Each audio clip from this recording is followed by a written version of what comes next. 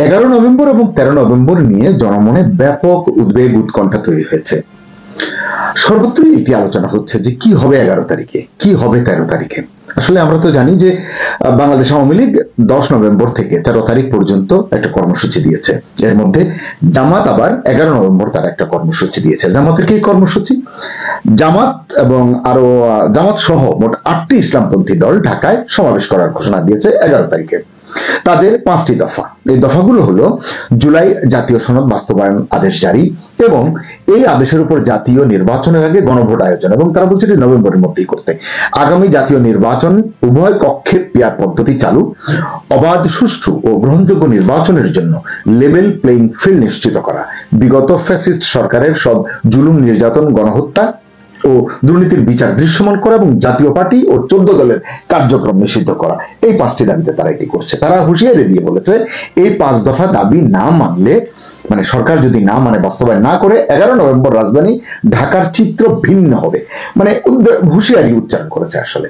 আবার গত বৃহস্পতিবার আমরা শুনলাম জামাতের নায়েবে আমির সৈয়দ আব্দুল্লাহ মোহাম্মদ তাহের বলেছেন সোজা আঙ্গুলে যদি ঘি না ওঠে আঙ্গুল বাঁকা করব, ঘি আমাদের লাগবেই। তাদের সাম্প্রতিক কথাবার্তা আসলে এরকম।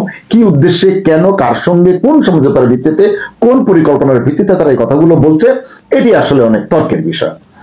অন্যদিকে গণভোট ফেব্রুয়ারিতে, সংসদ নির্বাচন যেদিন হবে সেদিনই করার পক্ষে মতামত ব্যক্ত করছে বিএনপি। তারা এই সিদ্ধান্তে অনড় এবং ইতিমধ্যে মানে বিপ্লব সংহতি দিবস 7 নভেম্বর থেকে ওটিকে ধরে তারা দেশের বিভিন্ন জায়গায় এক ধরনের নির্বাচনী আমেজে মাঠের কর্মসূচিতে তারা ব্যস্ত হয়ে পড়েছে। এটি দেখে অর্থাৎ বোঝা যাচ্ছে যে কেউ নির্বাচনের প্রস্তুতি নিচ্ছে, কেউ সংস্কারের জন্য সরকারকে চাপ দিচ্ছে, কারণ জামাত নির্বাচনী প্রস্তুতি আগেই সেরে রেখেছে। আর বাংলাদেশ আওয়ামী লীগ তাদের যেহেতু কার্যক্রম নিষিদ্ধ করা হয়েছে, তারা এই নিষেধাজ্ঞা ভেঙে সরকারকে একটি প্রতিরোধের বার্তা দিতে চাইছে। সেটির একটি প্রেক্ষাপট আছে। আন্তর্জাতিক অপরাধ ট্রাইব্যুনাল 1-এ শেখ হাসিনা সহ 3 আসামির বিরুদ্ধে জুলাই গণঅভ্যুত্থানের সময় সংগঠিত মানবতা বিরোধী অপরাধের মামলার রায় কবে ঘোষণা করা হবে তা জানাতে আগামী 13 নম্বর তারিখ ধার্য করা হয়েছে। মূলত এই দিনটিকে কেন্দ্র করে আওয়ামী লীগের পক্ষ থেকে ঢাকা লকডাউন কর্মসূচির ডাক দেওয়া হয়েছে বলে মনে করা হচ্ছে। সরকারের সূত্র বলছে যে আওয়ামী লীগ ঢাকায় ওই দিন মানে 13 তারিখ দেশব্যাপী তো তারা করবে 10, 11, 12, আর 13 তারিখে ঢাকায় প্রচুর লোকের সমাগম ঘটাবে তারা এবং বিশৃঙ্খল পরিবেশ সৃষ্টি করতে চায় আওয়ামী লীগ। এছাড়া বিভিন্ন গুরুত্বপূর্ণ স্থাপনায় তারা হামলা করতে পারে, এটি সরকার মনে করছে বা সরকারের গোয়েন্দারা এই ধরনের তথ্য দিয়েছে বলে জানা যাচ্ছে। এবং বলছে যে গাড়িতে আগুন দিয়ে জনমনে আতঙ্ক তৈরি করা সহ নানান অপতৎপরতা চালাতে পারে বাংলাদেশ আওয়ামী লীগ। কারণ তাদের লক্ষ্য একটাই, মানে সহিংস পরিস্থিতি তৈরি করে বিচার প্রক্রিয়া বাধাগ্রস্ত করা। আইসিটিতে যে বিচার প্রক্রিয়াটি চলছে, যে রায় ঘোষণার তারিখ ধার্য করা হবে, সেটিকে বাধাগ্রস্ত করা, চ্যালেঞ্জ করা, হুমকির মুখে ফেলা ইত্যাদি ইত্যাদি। এসব নিয়ে আপনারা দেখছেন যে সামাজিক যোগাযোগ মাধ্যমে নানান ধরনের গুজব, অপপ্রচার, সংবাদ, নানান কিছু ছড়িয়ে পড়েছে, ফটোকার্ড, এইটা সেটা চলছে। তবে আসলে এই আশঙ্কাটা উস্কে দিয়েছে সম্প্রতি গত 5 নভেম্বর আওয়ামী লীগের প্রেসিডিয়াম সদস্য জাহাঙ্গীর কবির নানক একটি ভিডিও বার্তা, তার একটি ভিডিও বার্তা ভাইরাল হয়েছে। তারপর থেকে আসলে এটি সকল মহলে টেনশন তৈরি করেছে। মানে নানক লকডাউনের ঘোষণা দিয়ে বলেছেন ঢাকায় আমরা 13 নভেম্বর সকাল সন্ধ্যা লকডাউন দিয়েছি, আর 10 থেকে 12 নভেম্বর দেশব্যাপী বিক্ষোভ মিছিল হবে এবং 13 নভেম্বর রাজধানী ঢাকা দখলে নেবে বাংলাদেশ আওয়ামী লীগ। এবং এই কর্মসূচির মূল টার্গেট হলো শেখ হাসিনার বিরুদ্ধে রায় ঘোষণায় বাধা সৃষ্টি করা, এটা অনেকে বলছেন। আবার বলছেন সরকারকে চ্যালেঞ্জ করা, এটাও না হয় বুঝলাম স্পষ্ট। নেতাকর্মীদের সাহস যোগানো এটি একটি লক্ষ্য এবং নেতাকর্মীদের মনোবল বৃদ্ধির চেষ্টা করা। কারণ শেখ হাসিনা অনেকদিন পরে গণমাধ্যমে, আন্তর্জাতিক গণমাধ্যমে নিজেকে মুখ খুলছেন, তিনি অনেক কথা বলছেন, এগুলিও কর্মীদেরকে কিছুটা আপনার কি বলবো যে উজ্জীবিত করছে, উচ্চকিত করছে। সব মিলিয়ে আসলে 2-4 মেলানোর চেষ্টা করছেন রাজনীতির বিশ্লেষকরা। এবং বলা হচ্ছে যে আওয়ামী লীগ কর্মসূচি সফল করতে সারা দেশ থেকে নেতা কর্মীদের ঢাকায় জড়ো হওয়ার নির্দেশনা দিয়েছে, এটিও জানা যাচ্ছে। নানকের ভিডিও বার্তা এবং আওয়ামী লীগের রাজনৈতিক কর্মসূচি পালনের উপলক্ষ করে সরকারের ভিতরে এক ধরনের ভয় ঢুকেছে, টেনশন ঢুকেছে, এটিও কিন্তু বোঝা যাচ্ছে। কিন্তু সরকারের তরফ থেকে আবার এটি স্বীকার করতে চাইছে না কেউ। যেমন স্বরাষ্ট্র উপদেষ্টা জাহাঙ্গীর আলম চৌধুরী বলেছেন এই রোববার আজকে সচিবালয়ে স্বরাষ্ট্র মন্ত্রণালয়ের সভাকক্ষে আইন শৃঙ্খলা সংক্রান্ত কোর কমিটির সভা শেষ করে গণমাধ্যম কর্মীদের তিনি বলেছেন যে 13 নভেম্বর নিয়ে কোনো শঙ্কা নেই। আবার supreme court and special court security বিভাগের ডিসি মোহাম্মদ জসিমউদ্দিন মানবজমিনকে বলেছেন, রায় ঘোষণাকে কেন্দ্র করে নির্দিষ্ট হুমকির তথ্য কিংবা কোনো নিরাপত্তার শঙ্কা নেই। দর্শক খেয়াল রাখবেন, র্যাব সদর দপ্তরের লিগ্যাল ও মিডিয়া উইং এর পরিচালক wing commander MZM Intekhab Chowdhury বলেছেন, এগুলো উড়ো খবর, গুজবে কান দেওয়ার সুযোগ নেই। তার মানে আসলে এগুলোকে তারা পাত্তা দিচ্ছেন না। আবার গোয়েন্দা সূত্রগুলো বলছে আওয়ামী লীগের নেতা কর্মীরা একত্রিত হয়ে কোনো নাশকতা করার সুযোগ পাবে না। এটা গোয়েন্দা সূত্র বলছে। কেন বলছে? কারণ পুলিশ, র্যাব, গোয়েন্দা এবং সেনা সদস্যরা সতর্ক রয়েছেন। আন্তর্জাতিক অপরাধ ট্রাইব্যুনালের প্রসিকিউশন মানে রাষ্ট্রপক্ষ থেকে প্রসিকিউশন টিমের পক্ষ থেকে বলা হয়েছে তারাও অনিরাপদ বোধ করছেন না। মানে এই যে আওয়ামী লীগ যে কর্মসূচি দিয়েছে, লকডাউনের ঘোষণা দিয়েছে, এটিকে আসলে কেউ আমলে নিয়েছেন বলে স্বীকার করছেন না। ট্রাইব্যুনাল প্রাঙ্গণে ব্রিফিং এ প্রসিকিউটর মোনাওয়ার হোসেন তামিম সাংবাদিকদেরকে এই কথাগুলো বলেছেন। আবার এদিকে ঢাকা রেঞ্জের ডিআইজি রেজাউল করিম মল্লিক তিনি মানবজমিনকে বলেছেন, 13 নভেম্বর ঘিরে তারা মানে আওয়ামী লীগ মিথ্যা প্রপাগান্ডা ছড়িয়ে মানুষের মাঝে আতঙ্ক সৃষ্টি করতে চাইছে। আমরা তাদের সব হুমকি ধমকি ভয় পাই না। এই এতক্ষণ যা বললাম, এখন যা বলবো তার সম্পূর্ণ বিপরীত। মানে ভয় পায় না, শঙ্কা নেই, কিন্তু সবাই সতর্ক অবস্থানে রয়েছে। যাই এটি আগাম নিরাপত্তার জন্য হতে পারে। আইন শৃঙ্খলা রক্ষাকারী বাহিনীর সদস্যরা তৎপর রয়েছেন, গোয়েন্দা সংস্থার সদস্যরা ভীষণ অ্যাক্টিভ। ইতিমধ্যে সব জেলার পুলিশ সুপারকেও নির্দেশনা দেওয়া হয়েছে। ভয় না পেলে নির্দেশনা দেওয়ার কারণ কি সেটি বোধগম্য নয়। এবং কি বলা হয়েছে, যে কোনো প্রকার নাশকতা এড়াতে 10 নভেম্বর থেকে ঢাকার প্রবেশ পথ, যতগুলো প্রবেশ পথ আছে, আবাসিক হোটেল, মেস, শিক্ষা প্রতিষ্ঠানের হলে তল্লাশি এবং বিভিন্ন অভিযান চালাবে পুলিশ। মানে শুরু করবে তারা, এটি হয়তো কালকে থেকে শুরু করবে। ইতিমধ্যেই বিভিন্ন জায়গায় নিরাপত্তা বাড়ানো হয়েছে, অনেক চেকপোস্ট বসানো হয়েছে, টহল কার্যক্রম বাড়ানো হয়েছে। দেশব্যাপী আওয়ামী লীগ নেতা কর্মীদের ধরতে সাঁড়াশি অভিযানও সমান তালে চালাচ্ছে। ভয় পাচ্ছে না, শঙ্কা নেই, কিন্তু এগুলো চলছে। মানে এক উসিলায় আওয়ামী লীগকে আরো কোণঠাসা করবার একটি চেষ্টা। যাই হোক, সেটি তারা করুক।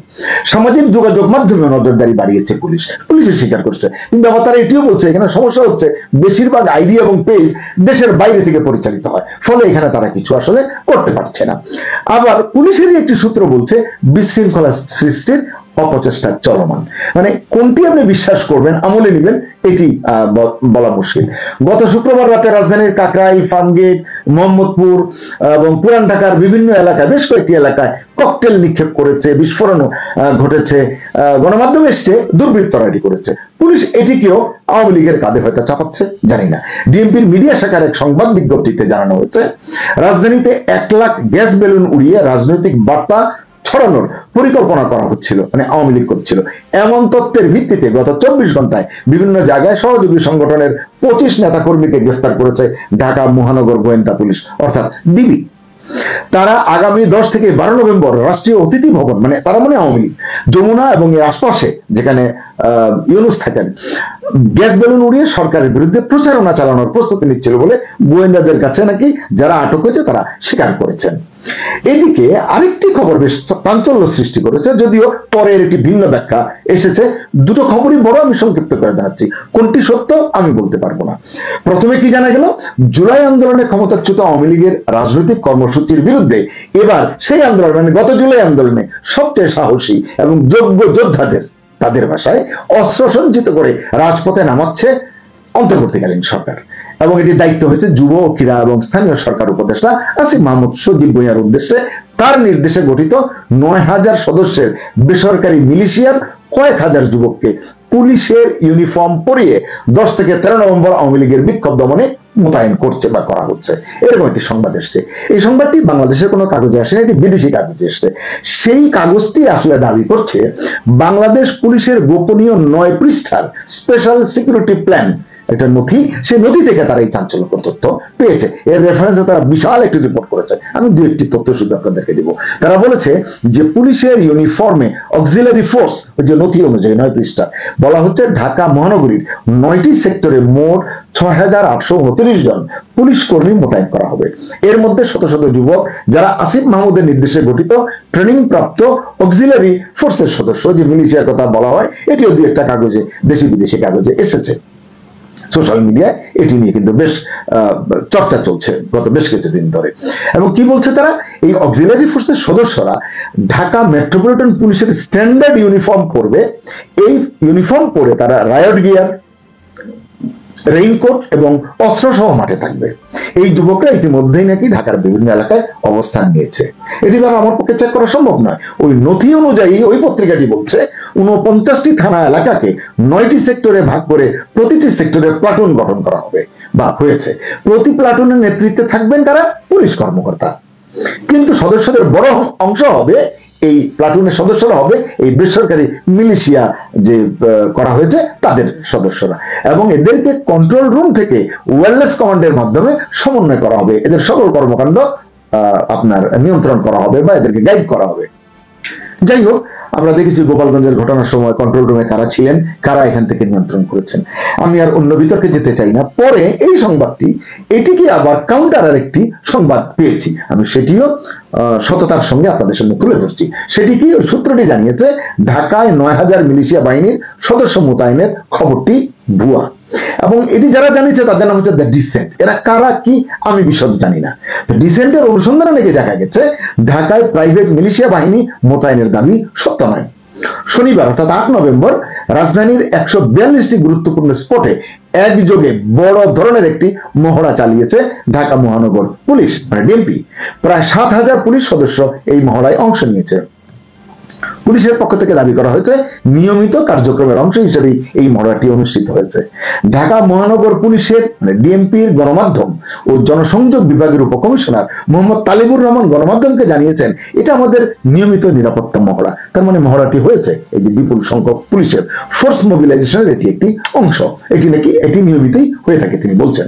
অর্থাৎ ঢাকায় কোনো প্রাইভেট মিলিশিয়া বাহিনী মোতায়েন করা হয়নি, এটি তো বোঝা যাচ্ছে, বরং পুলিশের নিয়মিত নিরাপত্তা মহড়ার অংশ হিসেবেই ঢাকায় পুলিশের অতিরিক্ত উপস্থিতি লক্ষ্য করা গেছে। বলা হয় প্রায় 9000 তরুণ তরুণীকে আত্মরক্ষার কৌশল হিসেবে এবং তাদেরকে যে আগ্নেয়াস্ত্রের প্রশিক্ষণ দেওয়া হবে, এই মৌলিক প্রশিক্ষণ দেওয়ার যে কর্মসূচি এটি অন্তর্বর্তী সরকার হাতে নিয়েছে, কিন্তু কর্মসূচিটি এখনো শুরু হয়নি। এটি শুরু হবে 22 নভেম্বর 2025 থেকে। এমন অবস্থায় যে আওয়ামী লীগ রাজপথে যে কর্মসূচি দিয়েছে, শেখ হাসিনা গণমাধ্যমে যেভাবে তার কথাগুলো বলছেন, তিনি প্রধান উপদেষ্টা ইউনূসকে আক্রমণ করছেন, তার অর্থনৈতিক অনৈতিকতা অসততা নিয়ে প্রশ্ন তুলছেন, এগুলো নিয়ে দেশে বিদেশের সকল জায়গায় কিন্তু তুমুল তর্ক বিতর্ক চলছে, এবং ইউনূসের যে জনপ্রিয়তা সেটিও প্রায় তলানির দিকে চলে এসেছে। মানুষ তাকে আর আগের মতো বিশ্বাস করছে না, এমনকি সাধারণ মানুষের সঙ্গে কথা বললে বোঝা যাচ্ছে।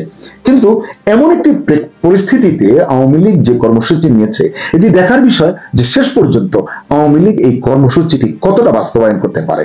সরকার যতই বলুক শঙ্কা নেই, সরকার যে মরিয়া হয়ে আছে আওয়ামী লীগকে প্রতিরোধ করবার জন্য, আওয়ামী লীগকে রুখে দেবার জন্য, ঠেকানোর জন্য, এটি কিন্তু যে কথাগুলো বললাম তা থেকে স্পষ্ট। আরো অনেক কথা আছে, ভিডিওর কল করে বাড়িয়ে লাভ নেই, একই কথা, তোর বড়ি খাড়া খাড়া বড়ি তোর। আওয়ামী লীগ চাইবে তাদের কাজ করতে, সরকার চাইবে তাদেরকে কোণঠাসা করতে। যেভাবে ডিএমপির একজন বড় কর্তা বলেছেন যে গত কয়েক মাসে 3000-এরও বেশি আওয়ামী লীগের নেতা কর্মীকে গ্রেফতার করা হয়েছে ঝটিকা মিছিল থেকে। অর্থাৎ আওয়ামী লীগের কোনো ধরনের কর্মসূচি করার কোনো পথ সুযোগ কিছু সরকার রাখতে চায় না। দেখা যাক কি হয়। 11, 12, 13 নভেম্বর আমরা সেদিকে খেয়াল রাখি, আপডেট আপনাদেরকে জানাতে চেষ্টা করব। সকলকে ধন্যবাদ। আল্লাহ।